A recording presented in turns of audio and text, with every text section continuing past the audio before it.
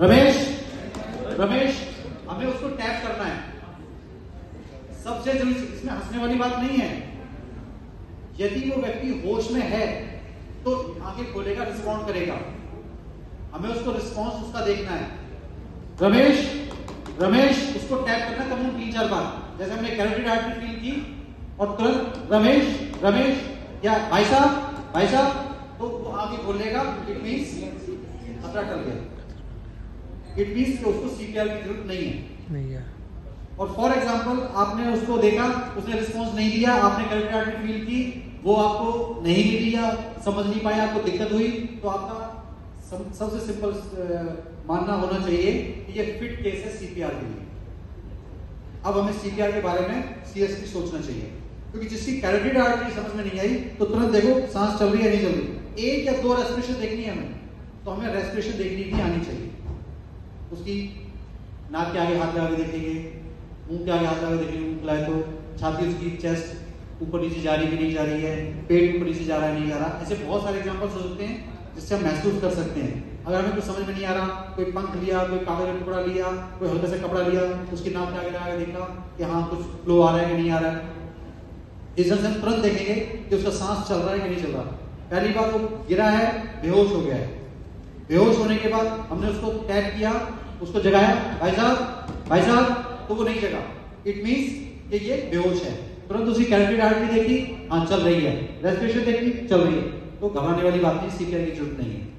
सांस नहीं चल रही है, कैरोटिड आर्टरी नहीं चल रही है, पैल्पेट नहीं हो पा रही है, तो हमें सोचना चाहिए कि सीपीआर का फिट केस है। तुरंत अब हमें ABC पर आ जाना है। ए क्या था? ए मतलब एयरवे। अब हमें ये देखना है कि जब भी कोई पेशेंट बेहोश होता है तो मतलब मुझे भी शुरुआत में बड़ा अजीब लगता था ये कि हमारी जीभ पीछे की तरफ गिर जाती है। हमारी जीभ तो आगे एक हाथ की निकल जाती है, वो पीछे कैसे गिर जाती है समझ में नहीं आता था। मगर जब भी कोई पेशेंट बेहोश होता है तो ग्रेविटी की वजह से उसकी जो जीभ होती है वो पीछे तरफ जाना शुरू करती है, और जब वो पीछे जाती है तो वो सांस की नलकी को रोक देती है। तो एयरवे तो वही काम खत्म हो गया। अगर उसको ऑक्सीजन जा भी रही होगी, वो सांस ले भी पा रहा होगा, तो भी एस्फिक्सिया के कारण, सांस घुटने के कारण, दम घुटने के कारण मर जाएगा। तो हमें क्या करना है? और दूसरी चीज, जब भी कोई पेशेंट बेहोश होता है, उसको चक्कर आते हैं, उसका उल्टी का मन करता है, उसको लार आती है, अगर मुंह खुश्क भी होता है ऐसी बात नहीं है, मगर लार आती है, चक्कर आता है, उल्टी आती है, और वो बेहोश हो गया, उल्टी आ रही है और उल्टी पे पटक गया वो अपनी को, या मुंह में लार आ रही है, वो सांस लेने में उसको सांस की नलकी में उसके में लार चली गई, जो गले में सिक्रेशंस इकट्ठे हो गए वो चले गए, तो वो उसके लिए जानलेवा हो सकते हैं। हाँ सूझ सकता नहीं क्योंकि बेहोशी की अवस्था में है, तो हम क्या करेंगे? उस पेशेंट को तुरंत करवट दिलवाएंगे, उसको अपनी तरफ करवट दिलवाएंगे, और करवट दिलवाकर उसका मुंह थोड़ा मोड़कर और उसके मुंह को साफ करेंगे। कोई भी रुमाल ले लेंगे, कपड़ा ले लेंगे, उंगली से साफ करेंगे, उसका मुंह साफ कर, उसके मुंह में जो लार है, थूक है, खून है, जो कुछ भी है बलगम है, उसको साफ कर देंगे ताकि एयरवे साफ हो जाए। और जैसे ही वो साफ होगा उसको फिर दोबारा सीधे कंडीशन में रखा और सीपीआर शुरू करेंगे।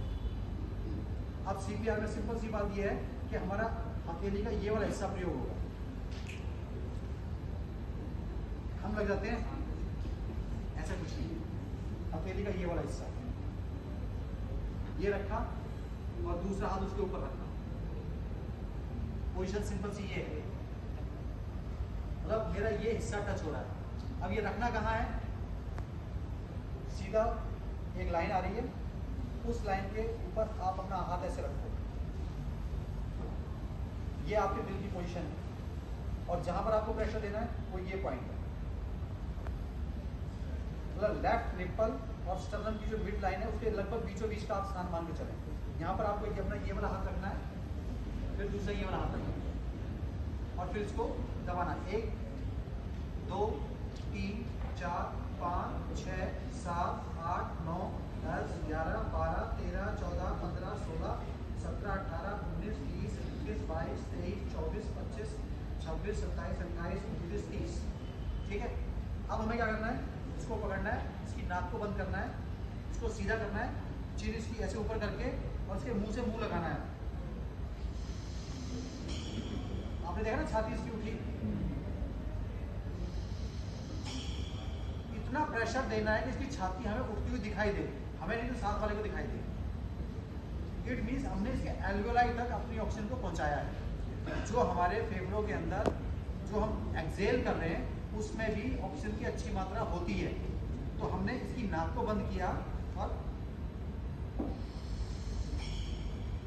तो इसके अंदर हमने हवा को पुश किया, 2 बार किया और फिर हम उसी पोजीशन में आगे 1 2 3 फिर ऐसे 30 बार करेंगे।